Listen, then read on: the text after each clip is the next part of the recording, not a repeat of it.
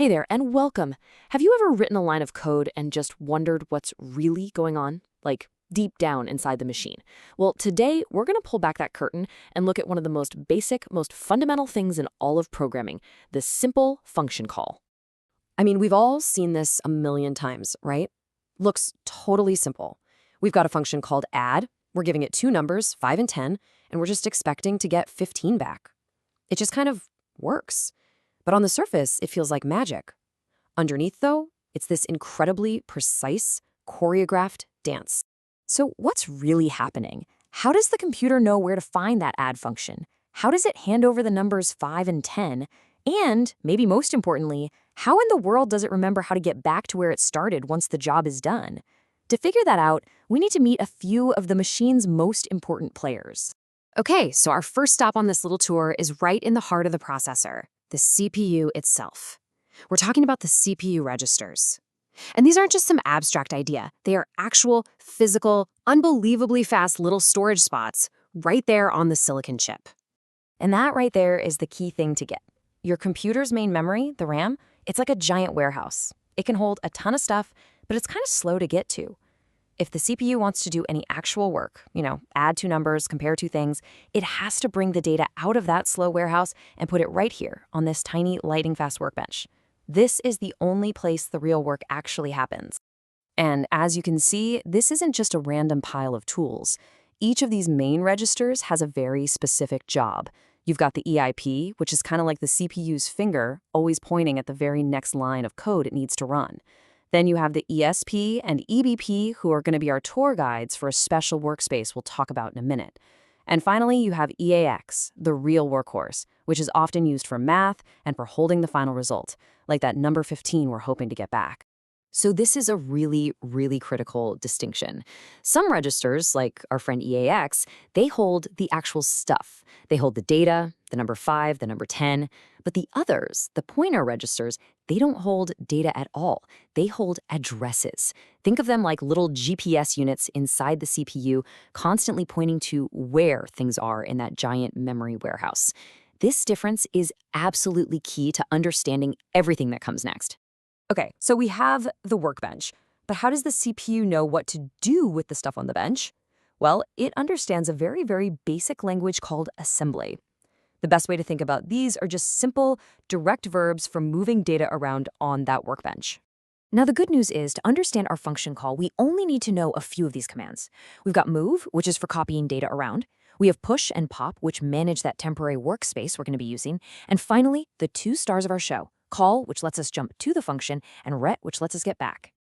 All right, move is probably the most fundamental command of them all. And it's a little bit of a misnomer, because it's not really moving anything, it's copying. So when you see move, EBP, ESP, you can just read that as, hey CPU, look at the address that's currently in the ESP register and copy that same exact address over into the EBP register.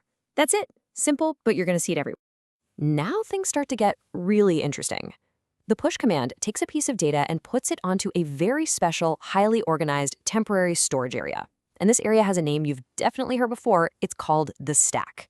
And the stack, it turns out, is the real secret to how functions work without tripping over each other. Okay, and here's the first kind of weird, brain-bending part you just have to accept. When you add something to the stack by pushing it, the memory address in the stack pointer, ESP, actually goes down. The stack grows towards lower memory addresses. The easiest way to picture it is like one of those spring-loaded plate dispensers in a cafeteria. You push a new plate on top, and the whole stack moves down. It's a bit counterintuitive, but it's a super important convention. And just like you'd guess, pop does the exact opposite. It takes the last thing that was pushed onto the stack, removes it, and puts it somewhere useful, like into our EAX register. So push puts things on, pop takes things off. It's the setup and cleanup crew for our temporary workspace. So we've been talking around it, but let's officially introduce the final piece of our puzzle, the stack. This thing is the absolute unsung hero of every single function call. It's the temporary scratch pad where all the important information gets organized. And honestly, this is the best way to think about it. Imagine your main program is working in a notebook. When it needs to call our add function, it just takes a brand new, empty notebook and places it right on top of its own. The add function does all of its work inside this new, fresh notebook. And when it's done, it just throws its notebook away. And what's right underneath, waiting patiently? The original program's notebook, right where it left off.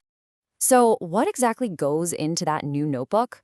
Well, three critical things. First, the parameters. That's our numbers, 5 and 10. Second, any local variables the function might need just for its own private calculations.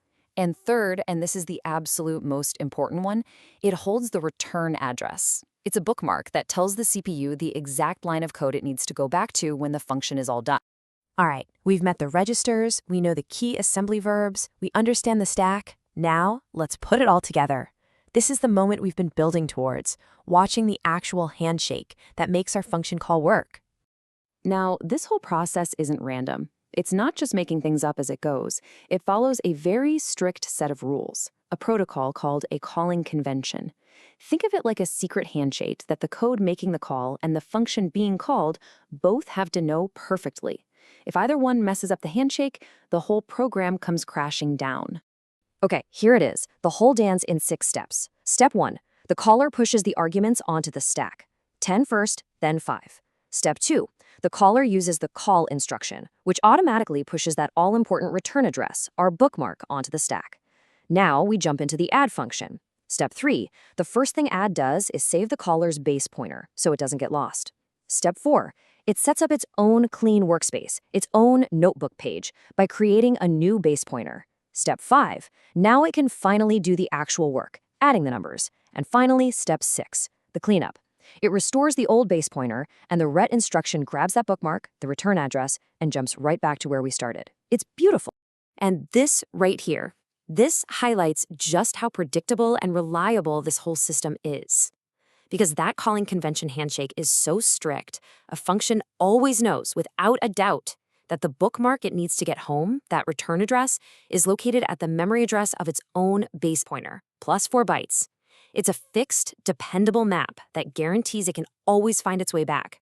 And there you have it, that one simple, innocent-looking line of code, add 5, 10, sets off this incredible, invisible ballet of registers in memory, a perfectly coordinated dance of pushing and popping data, of saving and restoring pointers, all to make sure that work gets done correctly and the program returns home safely.